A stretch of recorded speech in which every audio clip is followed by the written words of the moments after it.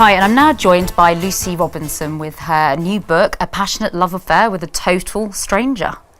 And it is a total stranger, isn't it? Because it's all about internet dating, this book.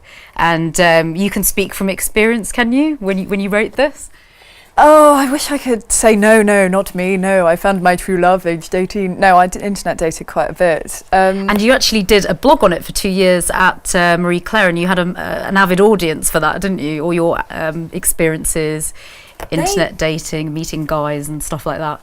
Yeah, I mean, there's a kind of sick pleasure in reading about other people's love lives, I think, particularly if you're internet dating yourself, because unless you're one of these people who just miraculously meets this incredible partner on their first date, which does happen, and I don't understand why that wasn't my experience, but never mind.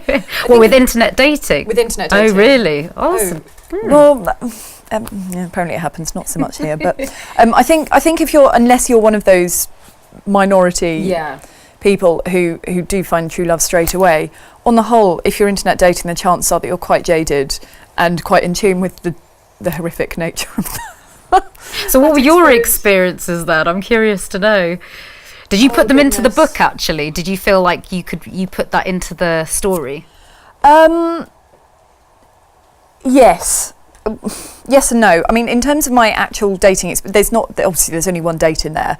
In my first novel, there's quite a few dates, many of which were sadly born out of my own very unfortunate experience. But with that one, I guess my part in it was just quite regularly falling in love with total strangers. Right. Just starting the banter, and it's so easy, A, to be anyone you want to be when you've got a computer between you and them, and B, to think that they're a perfect person. It's, you can curate every tiny last bit of information about yourself. Yeah, because it's not like when you have a conversation with someone face to face, you can't edit yourself, whereas you can think about what you're saying and write the perfect masterpiece of an email and make yourself sound like the most amazing person ever, and then you meet them and you're like, hey. But worse still, they're like, oh. And in the book, it's basically this girl who has this kind of, her name's Charlie, she's got this kind of perfect life, she's like a professional, she's doing well with her career, everything's great, but then everything dismally falls apart because she has this horrible accident and she's kind of bedbound for a bit. And she decides because she's a great writer, she's gonna decide to write on the behalf of people who are terrible writing on the internet when they want to find dates. So she writes like on their behalf. Which is an actual thing. That's a phenomenon. See, I didn't realise that even existed. It's extraordinary. A friend of mine emailed me this story in the press about 2 years ago and said, oh, that's worth a blog, isn't it? And I was like, a blog? That's clearly a book. Yeah, I mean, that's extraordinary that somebody, A, it's extraordinary that that's somebody's job. I was just flirt with a person I don't know. And B, it's extraordinary that that anyone would pay somebody to do it. Who are these people? I mean, in the book, it's these professionals that don't have any time to write, and they just have no finesse when they write. They just sort of don't have the character to hold a conversation on email. So they're like, is that kind of like the type of person? Well, I don't know. I should say that's not my experience. That's not born from personal experience. I met up with a guy who used to do this ghostwriting. Yeah. I met up with him when I was living in South America, and he didn't really tell me too much about the people he was writing on behalf of because he didn't really know that much about them. I don't think they were all necessarily just professionals who were just too busy. Yeah. I kind of don't buy that. I think if you're a busy professional, you'll still find time to internet date if you want to. Yeah. I think they tend to just be less fortunate people. I don't know how better to put that. That was very tactfully put, I have to say. Yes. I think, yeah, I mean, I guess I was a lot better at internet online banter than I was at actual dating. You're a good writer, so you must have found that really easy to do. Yeah, but I did. But the dates themselves, not so much. So the character is doing this and she's making actually good money out of it. But then what happens is, you know what? We've got to talk about this after the break. Okay. There's more to talk about. We'll be back after the break with more Loaded Chicklet.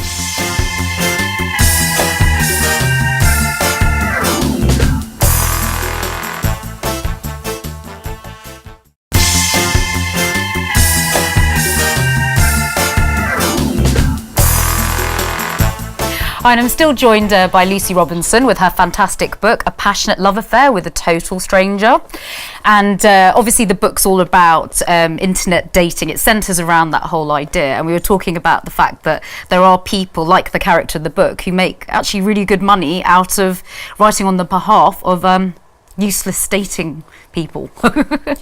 Yeah. So you can actually make good money. I believe so. The guy I met who was doing it, I mean, he didn't own the company. There's some dude in the States who actually runs a company who I think is doing it for a living. So he's obviously making a good deal of money. I think he was getting about $15 per message.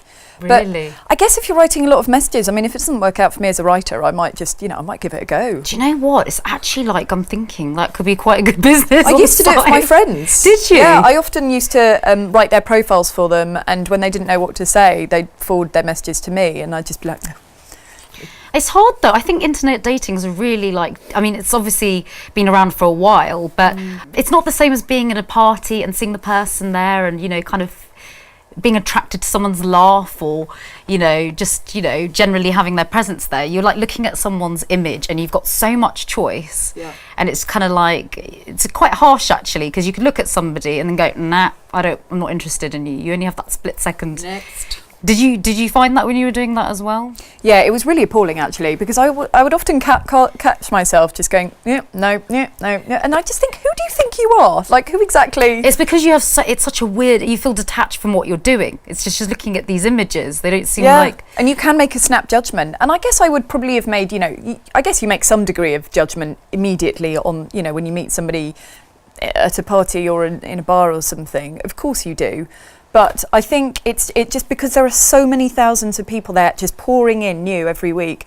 There's still a part of you that just thinks, oh, there might be that man who has the same interest in geeky pottery as me. Or what would be a good tip, like from your experiences and from seeing all your friends, for like dating online? Like, what's a good attitude to go forward? I think date lots of men.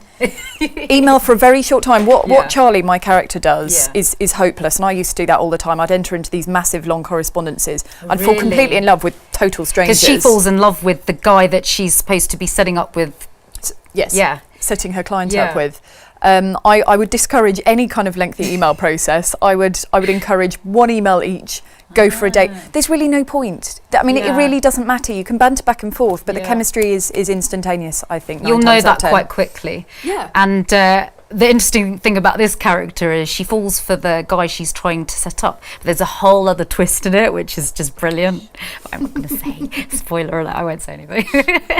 It's a really good twist. And she's a really interesting person because she's a professional, but she's trying to be kind of like this perfect woman.